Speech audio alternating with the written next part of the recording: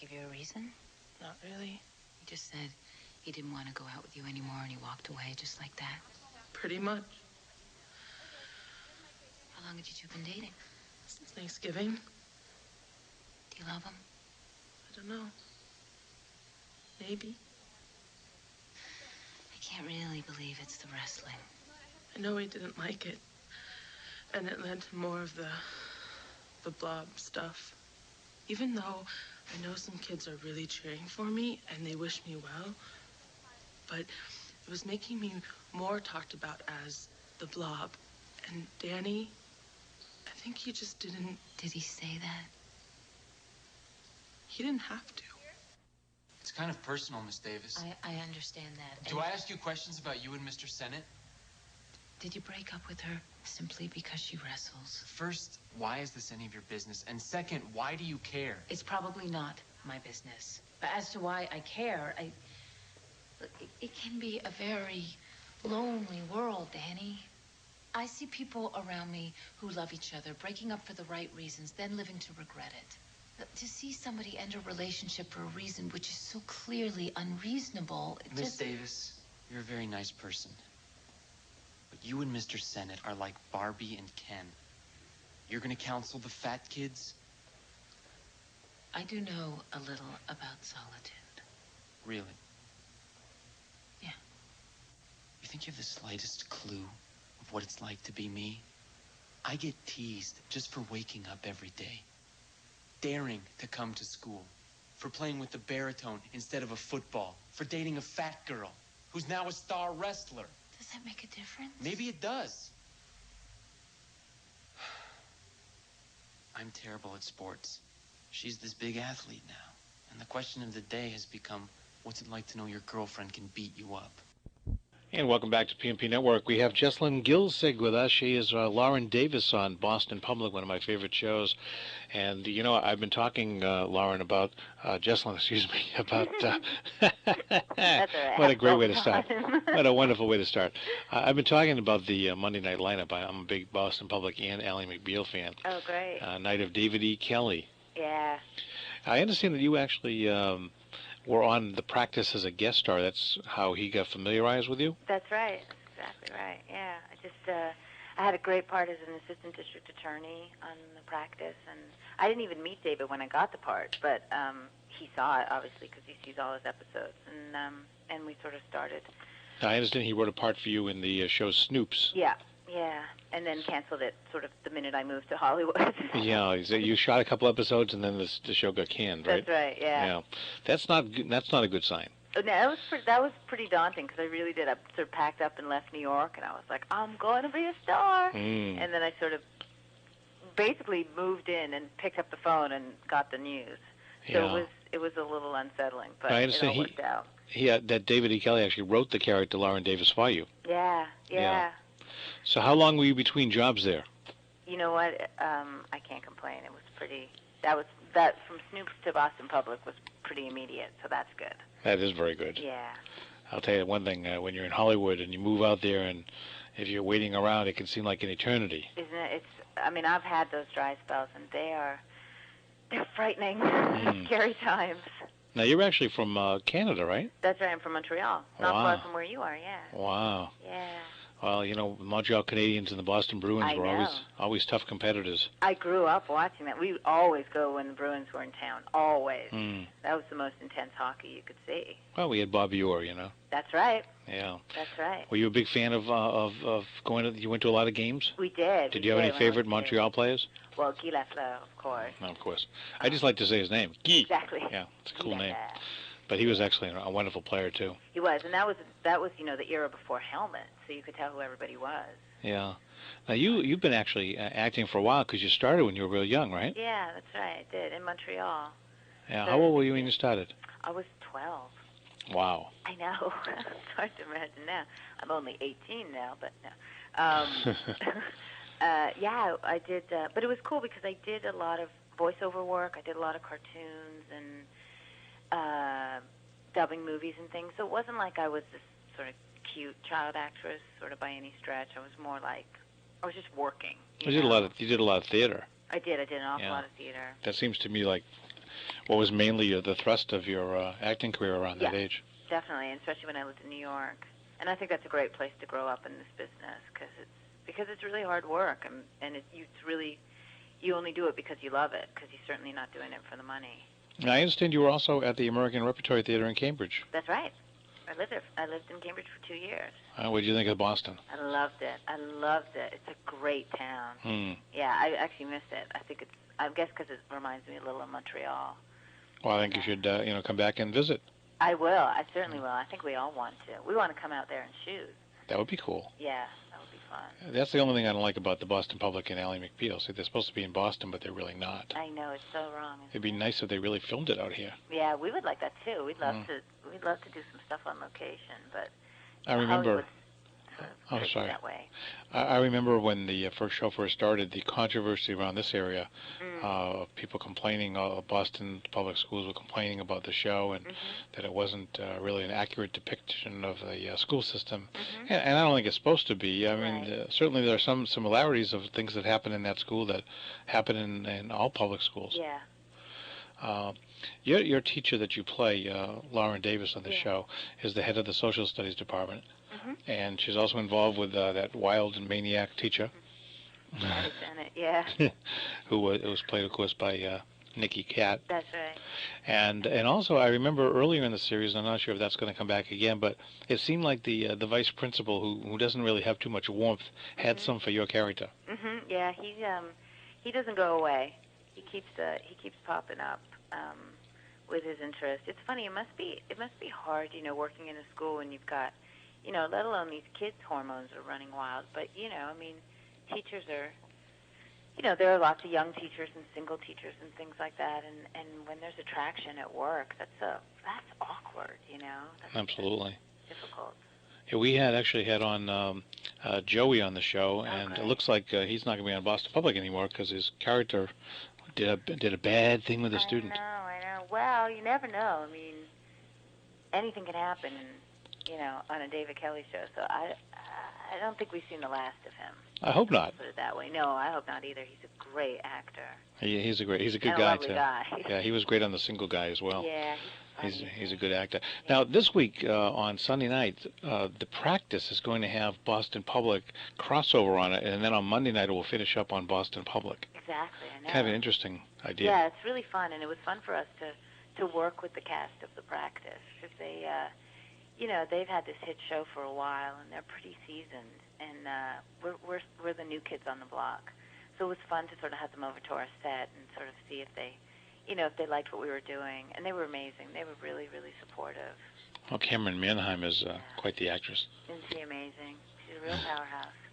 Yeah, I would assume that the battle between her and McBride, unbelievable. There's some good chemistry there. I'm kind of curious to see how that evolves because they loved working together, Shai and Cameron.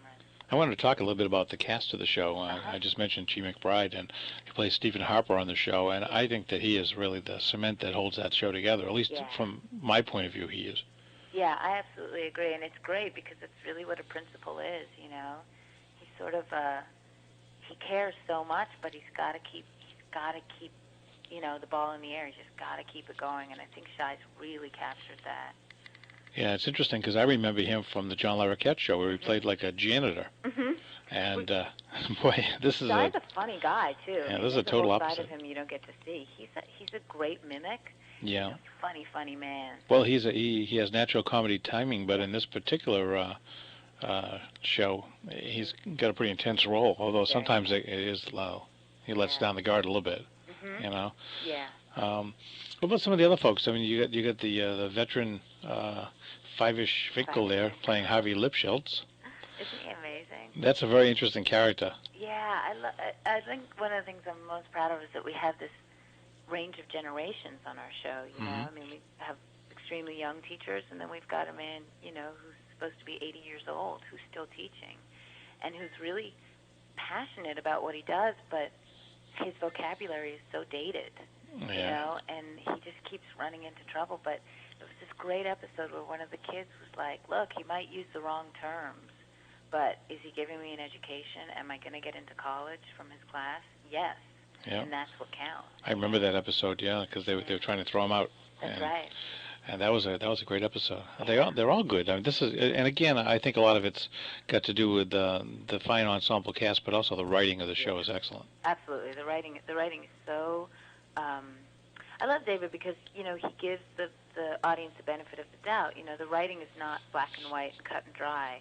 It's really complicated, and you kind of have to make up your own mind as to what you think is the right thing to do. You have a very unusual first name. Thanks. The spelling and everything is unusual on it. Isn't that strange? Yeah. My parents actually just found it in a name book. Really? In a very unromantic way. People always think it's made up or from a novel or something, but they actually just didn't quite know what to name me. Now, what is it like for a beautiful woman like yourself who's on a successful show to be out in Hollywood? Are you with anybody in particular, or are you having just some fun, or are you working too much to even think about it? Yeah, we have a pretty intense schedule, actually. But it's been good. I mean, it's just, it's so great to be in Hollywood and have a job, and you get all these perks that you never thought you'd have. And so I'm really, really just enjoying it. And I'm so proud to be a part of a show that I can be proud of, that I've really loved to give my name to. Now, I know you've done a couple of movies. In fact, The Horse Whisperer was one of them, which I saw. But and you've also done voiceover work for things like Quest for Camelot. I assume now that you have some more visibility on Boston Public. Are you working out some movies for hiatus? Yeah, I would love to. It'd be really nice. We have a pretty short hiatus because we work pretty long. It's great. We give a lot of time to each episode, so it's a pretty short window. But I'd love to make a film. I'd love to. I'd also love to do a play. It'd be really great to come back east maybe and do some theater. And I'd like to take a little vacation maybe. How is the chemistry between you and Nicky Katt, who plays Harry Senate, your boyfriend on the show? I'm crazy about that actor. He's a great guy, and I think he's an amazing actor. And we've really liked the relationship, and as you can see, we're actually hitting on a rocky time, and we're both very upset about it because we like their relationship, and we really like working together. But I have a feeling that no matter what happens, there'll always be some kind of tension between the two of them. They're a really good fit. Now, does not Harry, but Nicky have a relationship in real life at this point, somewhere else? Oh, I wouldn't want to speak for him. No, the reason I'm asking is, well, because I've talked to so many folks on shows that work so many hours together that sometimes if one person is not really involved and they're both involved with each other's characters, sometimes it goes into off-stage time as well. Right. That's why I was asking. You know what? We're great friends, and I think there's some truth to the best relationships on TV just stay on TV. Because that's then there's just so much more to explore. But we're great friends, and that's pretty much it. Now, what about Anthony Heald, who plays Scott Gruber, the vice principal, who sometimes gets on your nerves? Yeah. What is he like? He seems so intense. Obviously, he's probably not like that in real life, I would assume. No, he's not. But he really relishes playing it. He's so great. I love the way he's just sort of like sees that part, and he's sort of not ashamed to sort of be unlikable. Which I think is really admirable as an actor. But he's, we're really lucky as a cast. We genuinely like each other a lot. So going to work is actually, we laugh a lot at work. We really do. Even when we're not laughing on the show, we're laughing between takes. We're talking with Jessalyn Gilsig, who plays Lauren Davis on Boston Public, which you can see every Monday night from 8 to 9. And this particular week, on Sunday night, you can check it out on the Practice, and that's on ABC TV. That's right. Not on Fox. That's right. My favorite network, Fox. All right. Wow. Like So this is something that's pretty cool, and it's a nice experiment. And the show, Boston Public, it's amazing. The ratings are doing incredibly well. Yeah, we are. We're getting. We're just so grateful that people are watching and really enjoying it. And people are really also getting in touch with us and telling us what they think. I mean, it's really striking a chord with people, which obviously means a lot because you make the show and you just hope somebody watches. Yeah, so exactly. Oh, do you watch Ally McBeal at all yourself? Yeah, I'm a huge fan. I'm a huge Ally McBeal fan and a big Fox fan, actually. Talented. And I think Boston Public's a nice fit with Ally. Isn't it amazing? I was watching actually this past week, and I was like, God, this is the same man. It's the writing, television, yeah. And the voices are so distinct, and yet it's like 2 hours of. I hope, like, really satisfying TV. I mean, well, it's really good. It is for me. Really I mean, movie. I think the problem with all of us Americans is that we have too much stress and we work too much. Uh-huh. And if you can come home and at least have 2 hours of peace and Yeah. it's nice before the And good news comes on. storytelling, you know? Yeah, 10 o'clock the news comes on and kind of ruins everything. It's so true. You're right. You go to bed at that point. Are you politically active at all? Well, you know, I'm Canadian, so it's kind of an education for me living here. But yeah, I have trouble keeping my nose out of it. I like all that stuff, and obviously the States is such exciting politics. So. Yeah, your character seems like she could get involved politically. Yeah, I think so. She's pretty. She takes everything to heart, I think. You know? I think she does, but you know, I wanted to. I know you have to go and do other interviews, but there's one particular piece of an episode. Your character is very sensitive and very nice, and I like Lauren Davis as a character. And on one of the particular episodes, she was talking to this girl, Christine, who on the show is the Blob. She's a wrestler, and nicely she stuck up for herself, and I think that will change. But your talk with her, I thought was very interesting, and also the fact that he started it in the shower room, which I thought was very interesting as well. Right. It was nice. It was, again, that's the kind of thing when you read it, you think, why is Lauren in the shower, and what's going on? But I think what was so nice about it was really also showing the contrast in these two body types. You know, here are these two women in the shower, which is, you know, in a way a beautiful thing, you know, very simple and pure kind of thing. And yet it really was about, I mean, the only struggle this girl has is just that her body happens to be different from other people's, you know, and it's such a, nobody was looking to the content of her character, which, as you can see, is like she's an exceptional young woman. And I think that actress did a beautiful job. And I think that you're going to see that character be empowered as well as you go along there. Yeah, I do too. I think we're going to see a lot more of her. Yeah. I really enjoy the show. I like your work, and I want to congratulate you and remind everybody out there to check out Boston Public every Monday night at 8 o'clock right before Ally McBeal. And this particular Sunday night, check out The Practice on ABC, and you'll see part one of this kind of a two-part episode of Boston Public. Thanks so much for coming on. Thank you so much. Continued good success. Thanks. Bye-bye. Bye-bye.